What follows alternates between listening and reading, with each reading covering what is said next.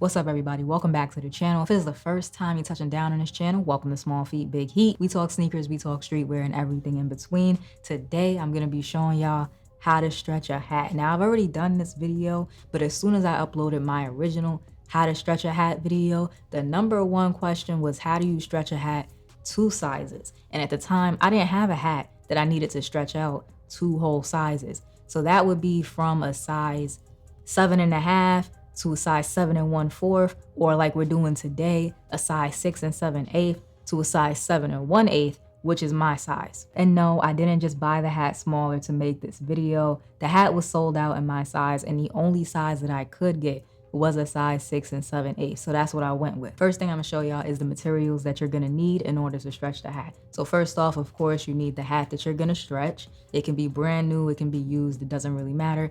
Grab the hat that you wanna stretch. Next, you're gonna need your hat jack or your hat stretcher. This is the safest tool to use when you're trying to stretch a hat. You don't want to damage the hat, you don't want to loosen the threads. So using one of these hat jacks or hat stretchers is definitely going to give you even tension around the hat so that you don't damage it. This one is from the brand Cowboy because they also use them for cowboy hats, and you can find it on my Amazon recommended storefront down below in the description, and sometimes I also link it in the pinned comment. So check those 2 places and you'll be able to find exactly where I picked this up. One thing that I have to mention is that these hat stretchers come in different sizes, and you have to pick the size that is appropriate for you. So this hat jack is a small. That means it covers a 6.5 all the way up to a 9.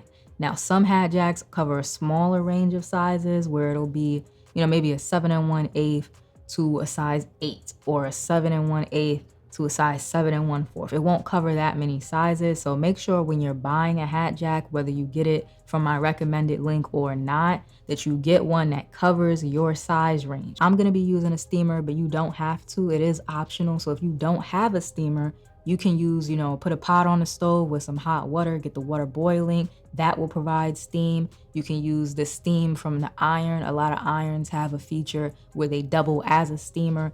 Find some way to get steam. You don't have to have a steamer, or you can just do without the steam completely. It's just my personal preference because I feel like it helps the hat be a little bit more pliable. Lastly, you're gonna need a bottled water so that you can fill up your steamer. This was a big question last time as to why I use bottled water on my hats. The answer is simple. I don't know where y'all are watching from. I'm in New York City. You could be watching from Queens, New York. You could be watching from Michigan. You could be watching from Arkansas, California. I don't know. Some places have higher pollutions in their water. They have hard water, all types of different things going on with their public water system. So it's just safer, in my opinion, to use the bottled water. Some people suggest mineral. Some people use tap and they're just fine.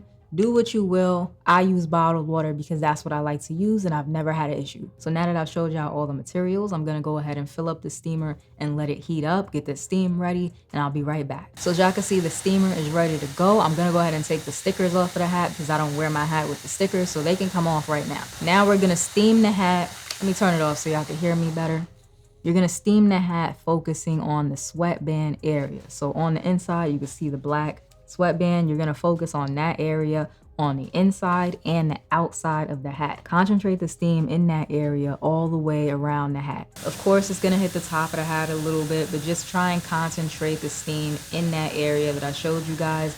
The inside and the outside of that sweatband area is where you wanna focus the steam. You're gonna keep steam in that area until the hat is damp, not wet, just like starting to become damp. You don't want a wet, soggy hat. So now that you've steamed the hat or not steamed the hat, remember that step was optional. It's just something that I prefer to do. Now you can go ahead and insert your hat stretcher or your hat jack. So the way that you're gonna do this is you want the hat stretcher, this like broad end of the hat stretcher, to be against the sweatband. You don't want it, way out here and only a little bit of it is inside the hat. You don't want it so deep in the hat that now you're messing up the shape of your crown. You want it lined up with the sweatband because that is the part of the hat that you're trying to stretch. Once you have it lined up, and please take your time because you don't want to deform your hat by stretching the wrong part. So once you have it all lined up, then you're gonna start cranking that jack in the middle. You're gonna start turning it. So again, you have everything lined up and you're gonna crank until you start to feel the tension. A lot of people have the same question, which is how do you know when to stop cranking so that you don't overstretch your hat or make it too big?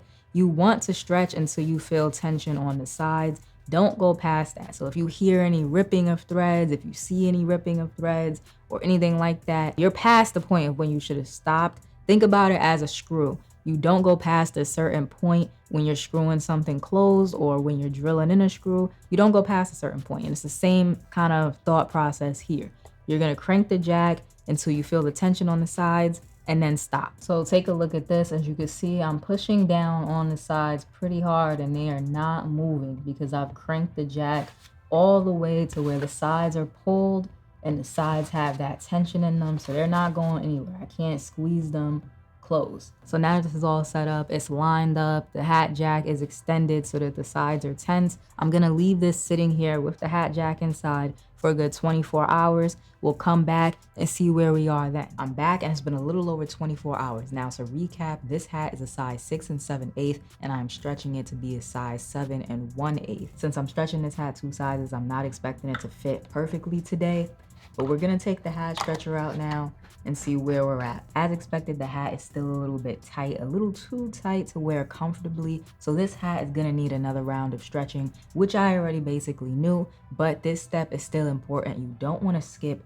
curving the hat if you wear your hats curved and trying it on, because then you'll know exactly where you are in the stretching process. So now we're gonna repeat all those earlier steps. I'm gonna steam the hat, insert the hat jack, and this time I'm gonna leave it for 48 hours. I told y'all this would be a process that requires patience. If you can only leave the hat stretcher in there for 24 hours, that's fine. But the longer you leave the hat stretcher in there, the less likely the hat is to revert back to its original size. So I try to leave the hat stretcher in there for as long as I can. We're all set. Everything is lined up again and I will be back in 48 hours. If you guys have any questions about the process so far, drop them down below in the comment section and I'll respond. The 48 hours is up. We're gonna remove the hat jack now and I'm gonna try it on again. I'm pretty sure it'll fit this time around.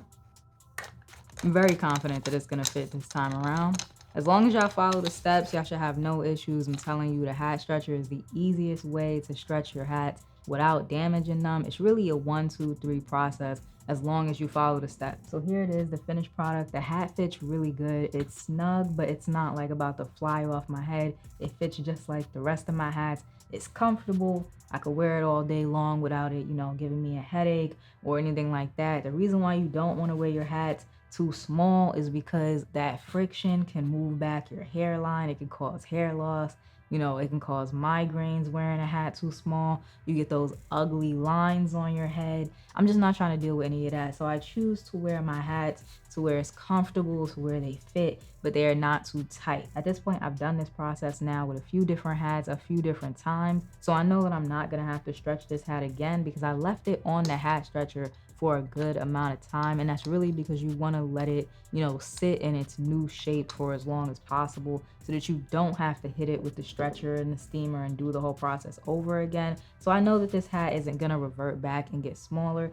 It's going to stay this size. As long as you follow the steps, your hat will stay the right size as well. The biggest thing that I cannot stress enough is to make sure you try on the hat. That is the vital step in this process. Every time you take it off the hat stretcher, make sure you try the hat on to see where you are in the process. If you enjoyed today's video, do me a favor and like, comment, and subscribe. Show a small YouTuber some love. I would definitely appreciate it. And I will check y'all out in the next one.